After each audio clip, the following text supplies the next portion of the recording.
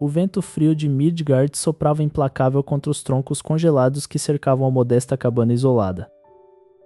Dentro do perímetro marcado por runas protetoras, uma névoa densa de luto parecia congelar o próprio ar. Kratos permanecia imóvel diante do corpo sem vida de sua esposa, observando os últimos detalhes de sua partida terrestre. Suas mãos calejadas por séculos de combates brutais agora tremiam levemente ao tocar o tecido áspero da mortalha. A perda de Foi representava não apenas o fim de um refúgio emocional, mas o desmoronamento de sua paz duramente conquistada. Perto dali, o jovem Atreus tentava conter as lágrimas enquanto segurava uma pequena faca de caça contra o peito. O garoto sentia o peso sufocante do silêncio de seu pai, um muro intransponível que parecia crescer a cada segundo. Com um movimento lento e cerimonial, o guerreiro espartano ergueu o corpo envolto em mantos para levá-lo ao exterior. A pira funerária já aguardava no centro do pátio, construída com os troncos que a própria falecida havia escolhido. Atreus deu um passo à frente, estendendo a mão para tocar os galhos antes que o fogo consumisse tudo.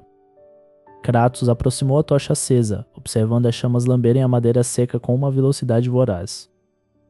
O calor intenso do fogo começou a derreter a neve ao redor, criando pequenas poças que refletiam o desespero do menino. Enquanto as cinzas subiam aos céus, Atreus sussurrou preces antigas em uma língua que seu pai mal compreendia. Guarde sua dor para si mesmo, ordenou o espartano, quebrando a atmosfera com sua voz ríspida e autoritária. O garoto recuou instantaneamente, engolindo o choro e endurecendo a expressão para evitar a desaprovação paterna. Kratos desembainhou o machado Leviatã, cujo brilho azul gélido contrastava violentamente com o calor da pira. Era hora de testar a prontidão do garoto para a jornada que sua mãe havia planejado antes de morrer. Pegue seu arco, comandou Kratos, avançando em direção à floresta profunda sem esperar por uma resposta.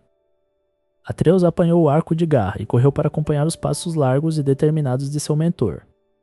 A caçada não era apenas por alimento, mas uma avaliação cruel da sobrevivência e do autocontrole do jovem. Logo, os rastros de um cervo majestoso surgiram marcados de forma clara na neve fresca. O coração de Atreus acelerou quando ele avistou a criatura pastando entre os arbustos congelados. Ele puxou a corda do arco com pressa, mas a ansiedade fez sua mão vacilar no momento crucial do disparo. A flecha zuniu pelo ar, apenas arranhando o flanco do animal antes que este fugisse assustado para o vale. Kratos agarrou o arco do filho com violência, repreendendo sua falta de foco e paciência no ritual da caça. O menino abaixou a cabeça, sentindo a raiva misturada com o peso esmagador de falhar diante do pai. Encontre o rastro e termine o trabalho, rosnou o guerreiro, empurrando o jovem de volta à pista de sangue. Eles seguiram as gotas vermelhas que manchavam a pureza alva do chão de Midgard até uma clareira sombria. Lá encontraram um cervo caído, mas antes que pudessem agir, uma presença hostil e corrompida emergiu das sombras.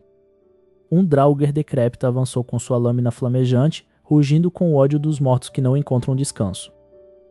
Kratos se posicionou instantaneamente à frente do filho, arremessando o machado Leviatã com força devastadora. A arma girou no ar, atingindo o peito da criatura e congelando seus movimentos em um estilhaço de gelo. Com o comando mental, Kratos chamou o machado de volta à sua mão, partindo o monstro ao meio no retorno.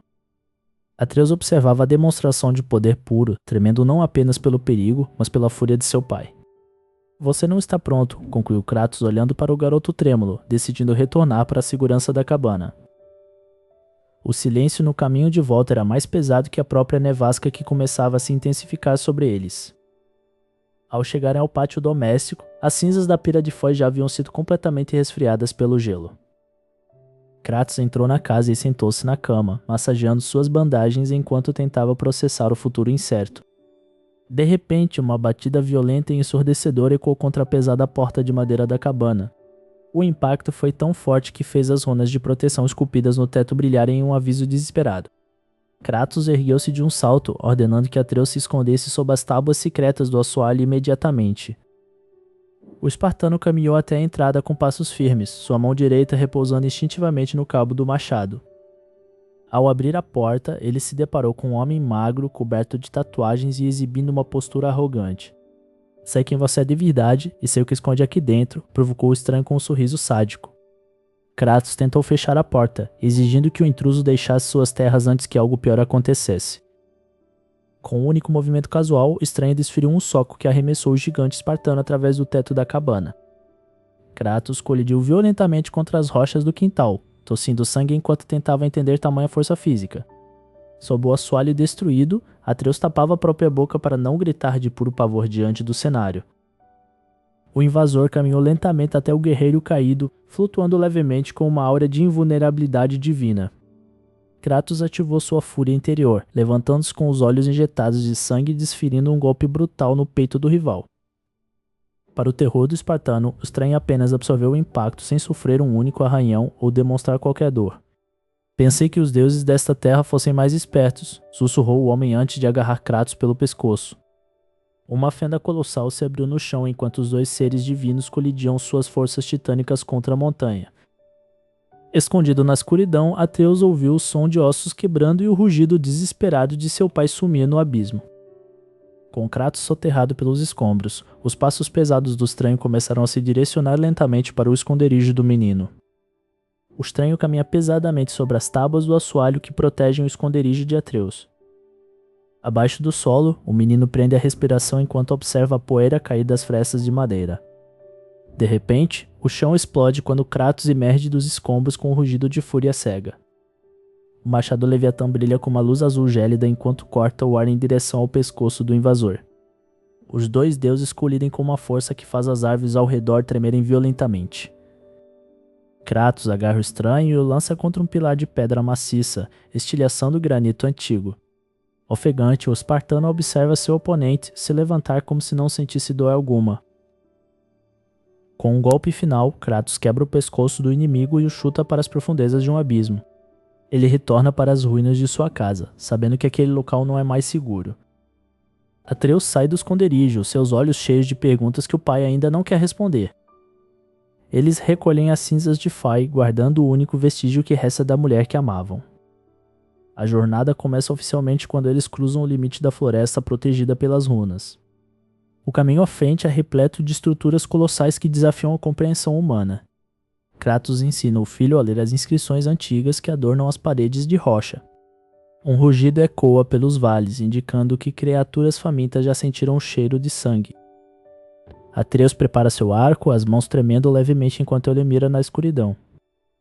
Kratos o repreende friamente, exigindo que ele controle suas emoções para não errar o alvo. Eles encontram um anão de pele azulada tentando atravessar uma ponte com sua carga pesada.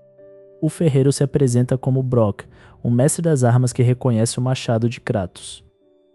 Kratos não confia em estranhos, mas percebe que precisa de melhorias em seu equipamento. Brok menciona que ele e seu irmão criaram aquela arma para a guardiã da floresta. A menção a Fei traz um silêncio pesado entre o pai e o filho.